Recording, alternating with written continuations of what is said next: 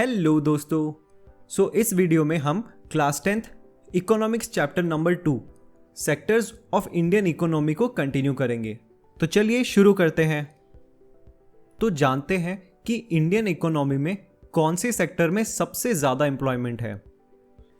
अगर बात करें प्राइमरी सेक्टर की तो ऑलमोस्ट 49% इंडिया के लोग प्राइमरी सेक्टर में काम करते हैं, 24% लोग सेकेंडरी सेक्टर में काम करते हैं और ऑलमोस्ट 27% लोग टर्शरी सेक्टर में काम करते हैं। लेकिन अगर जीडीपी में कंट्रीब्यूशन देखा जाए तो प्राइमरी सेक्टर से सिर्फ 15% जीडीपी में कंट्रीब्यूशन है और ऑलमोस्ट 60% कंट्रीब्यूशन टर्शरी सेक्टर का है। बाकी जो बचा हुआ है वो सेकेंडरी सेक्टर का कंट्रीब्यूशन है। तो ऐसा क्यों है कि 50% से ज़्यादा लोग प्राइमरी सेक्टर में काम करते हैं लेकिन प्राइमरी सेक्टर का जीडीपी में कंट्रीब्यूशन सिर्फ 15% ही है। तो फिर भी इतने ज़्यादा लोग प्राइमरी सेक्टर में काम क्यों करते हैं? चलिए इनके रीजंस जानते हैं। तो रीज़न नंबर 1 ये है कि टर्शरी सेक्टर में काम करने के लिए बहुत ही ज़्यादा एजुकेटेड और बहुत अच्छी स्किल लेवल होनी चाहिए, जो कि आजकल सबके पास नहीं है। इसीलिए टर्शरी सेक्टर से हटके लोग प्राइमरी सेक्टर में काम करना शुरू करते हैं। रीज़न नंबर 2, टर्शरी सेक्टर के अंदर बहुत ही कम एम्प्लॉयमेंट के चांसेस मिल पाते हैं और जितने भी मिलते हैं उनमें कंपटीशन बहुत ज़्यादा होता है। तो जो लोग सेलेक्ट हो जाते हैं वो टर्शरी सेक्टर में जाते हैं और जो लोग सेलेक्ट नहीं हो पाते हैं वो या तो प्राइमरी सेक्टर में या सेकेंडरी सेक्टर में काम करते हैं। और तीसरा रीज़न ये है कि प्राइमरी सेक्टर में बहुत ज़्यादा डिस्गाइज्ड एम्प्लॉयमेंट या फिर अंडर एम्प्लॉयमेंट देखने को मिलता है। इसको एक एग्जांपल से समझते हैं। इमेजिन कीजिए एक लैंड पे काम करने के लिए सिर्फ 3 लोगों की ज़रूरत है और उसी लैंड पर 5 लोग काम कर रहे हैं। उन 5 लोगों के काम करने की वजह से क्रॉप प्रोडक्शन भी एक्स्ट्रा नहीं हो रही है।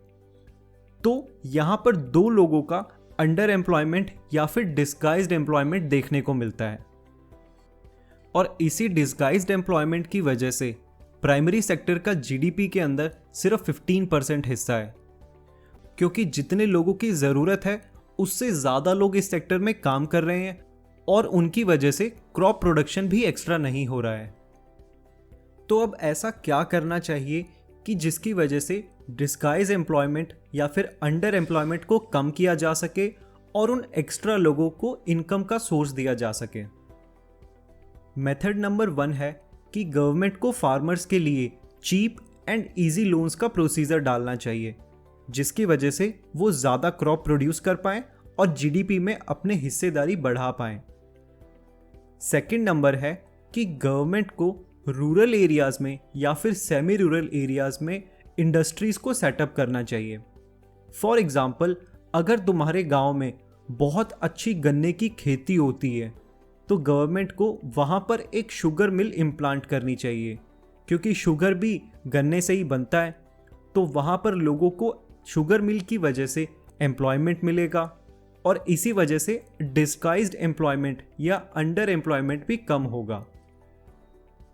तीसरा मेथड ये है कि गवर्नमेंट को टूरिज्म को बढ़ावा देना चाहिए। टूरिज्म को बढ़ावा देने की वजह से वहाँ पर लोगों के लिए एम्प्लॉयमेंट क्रिएट होगा, जैसे कि होटल्स में, रेस्टोरेंट्स में, क्राफ्ट इंडस्ट्री और छोटे छोटे बिजनेसेस। टूरिज्म के बढ़ावे की वजह से जितने भी डिस्गाइज्ड एम्प्लॉयड लोग हैं उनको मौका मिलेगा कि वो टर्शरी या सेकेंडरी सेक्टर में अपने बिजनेस को एक्सपेंड कर पाएँ और अपना गुजारा कर सकें।